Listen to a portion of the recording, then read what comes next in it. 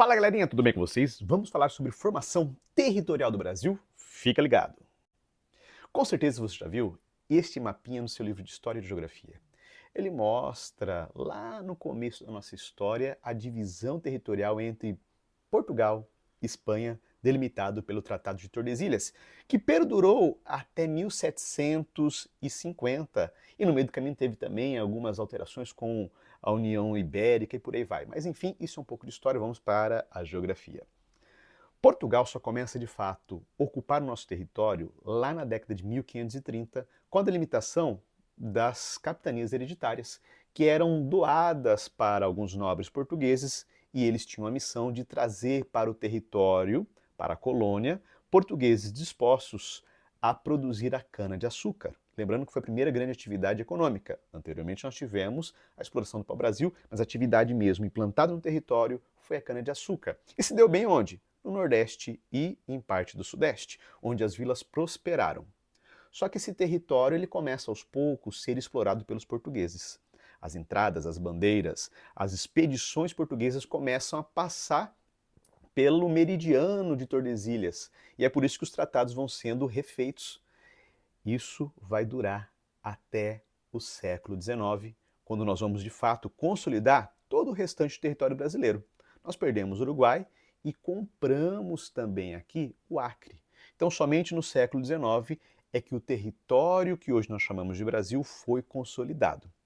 Existe também uma consolidação da divisão interna brasileira. Fica ligado. Ao longo do tempo, a divisão territorial interna também foi passando por modificações. Nós tivemos momentos em que os estados eram chamados, alguns estados eram chamados de territórios porque eles estavam sob intervenção federal, por uma questão de delimitação territorial, algum conflito. Antes, inclusive, de ser estados, eram províncias. E essa consolidação ela vai acompanhando também a ocupação efetiva do território pela população. Lembrando que o Brasil ele começa do litoral para o interior. O Brasil começa a ser ocupado das regiões litorâneas e só vai consolidar essa ocupação agora, nas regiões mais interiores. No centro-oeste, a partir da década de 1970, nós vamos ter movimentos de imigração para a ocupação das terras agrícolas, que até então não eram ainda exploradas para as atividades econômicas sistematizadas, e hoje nós temos essa questão muito forte na região amazônica, que pega o norte do Mato Grosso e os estados amazônicos, que aliás traz também a discussão sobre o desmatamento, o desflorestamento da Amazônia. Mas essa consolidação só vai acontecer de fato com a Constituição de 1988, quando nós vamos ter o último Estado brasileiro sendo, de fato, desmembrado, formando o mapa que nós conhecemos hoje. E qual é esse Estado? É o Estado de Tocantins. Sim, o Estado de Tocantins só foi considerado Estado desmembrado de Goiás em 1988. Para você ter uma ideia, eu sou mais velho do que o Estado de Tocantins. O mapa que nós conhecemos hoje, então, de Brasil, dividido ali pelos territórios dos estados, só foi consolidado em 1988. Beleza?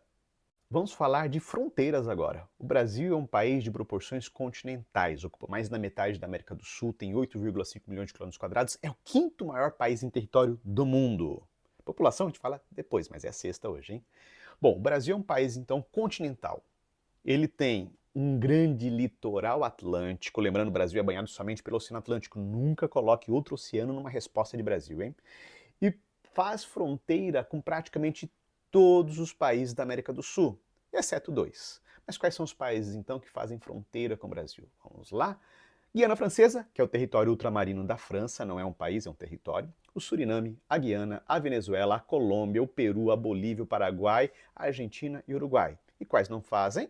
Chile e Equador, que não apareceu no mapa, que está ali no Oceano Pacífico. Somente os dois países, então, Chile e Equador, não fazem fronteira com o Brasil. Ter uma grande fronteira tem suas vantagens e desvantagens. Vantagem: é fácil estruturar sistemas de transporte e facilitar a circulação de pessoas e mercadorias entre esses países. Desvantagem: sempre tem que ter desvantagem, né? A desvantagem é que uma fronteira tão grande dificulta a sua fiscalização. Temos que lembrar que boa parte da fronteira, principalmente ali na região norte, ela é marcada pela presença da floresta amazônica. Então, o controle fronteiriço é um grande desafio no Brasil. Por que controle fronteiriço, professor? Porque sem controle fronteiriço nós temos dificuldade em saber quem entra e quem sai. Nós temos dificuldade em controlar a entrada e saída de mercadorias, legais e ilegais. E também nós temos a dificuldade de controlar o tráfico de drogas, de armas, de pessoas. Então fica ligado, porque existem desafios. Aprender um pouco mais sobre territorialização brasileira? Coloque nos comentários suas dúvidas e até o próximo vídeo.